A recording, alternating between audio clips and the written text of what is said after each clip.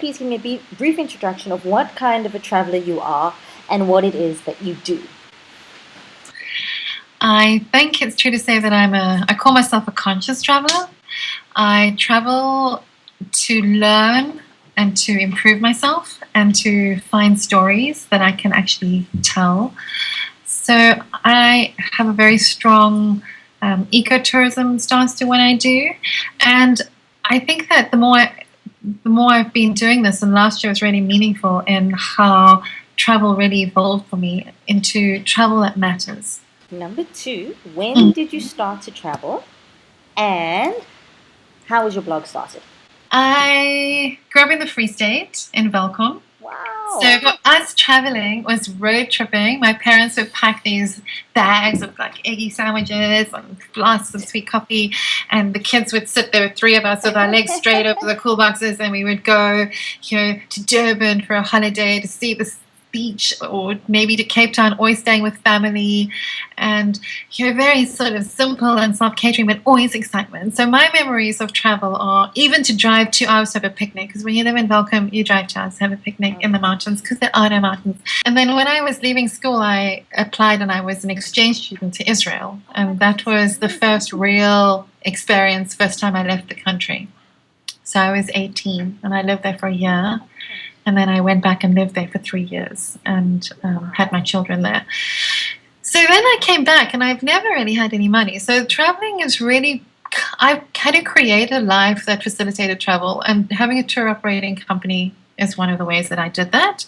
It brought Africa to life. It gave me opportunities to go and look at places that I could be in. And I created the opportunity to do wonderful things through the clients that I was working with.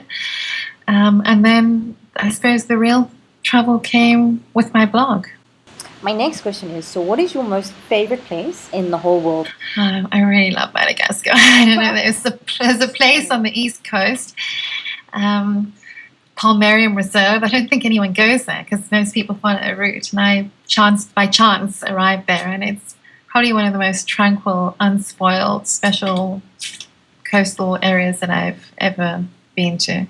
So I'd say maybe if I could go anywhere and just spend some time regrouping and relaxing and swimming in warm waters and hanging out with lemurs, wild lemurs, and meeting the local community, which are so much a part of that whole area, then it would probably be that part of East Coast Madagascar. Okay, next question. Have you experienced any fear along the way? And if so, how did you overcome it? How did you handle it? I think my fear is more about, am I being enough in return for all the wonderful things that life is giving me?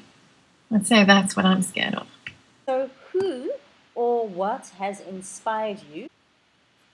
I think it comes from all the people that I meet. I have met and had conversations with unbelievable people as just little old me.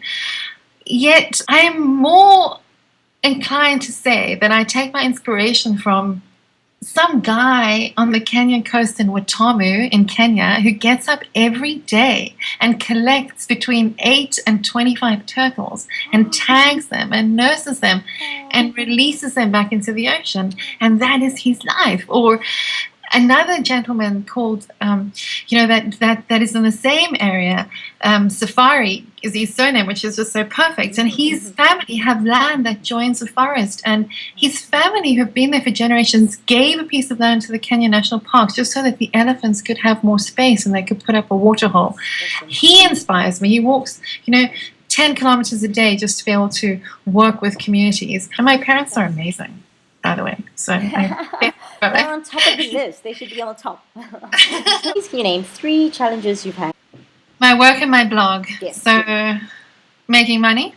I'm sometimes saddened that we don't have a more embracing community. I think people can be really mean, and so that's a challenge. So who do you thank for all of this? Who do you thank for everything so far that's happened in your life? I thank the people that I've met and the people who've believed in me. I think, I have people that I've known and have worked with for 10, 15 years, and they still believe in me. What do you have on the cards for the future? Any future projects? So I think that as for travel, I'm going to Mozambique Oh, in amazing. March. I've never been to have a look at a couple of resorts. What advice or words of encouragement do you have for fellow newbie bloggers? I would say don't do what I do what you do because we're all different. Follow your voice, be incredibly true to your voice, and be nice. This is the best advice I can give. Be nice, say thank you. And then lastly, where can everybody find you on social media? Okay, so I'm theincidentaltourist.com is my blog, and I'm at Dawn Jorgensen, which there are links for my blog on Twitter and Instagram and YouTube. And I'd love people to watch my YouTube channels. I don't think my YouTube gets promoted enough. I sometimes forget about it.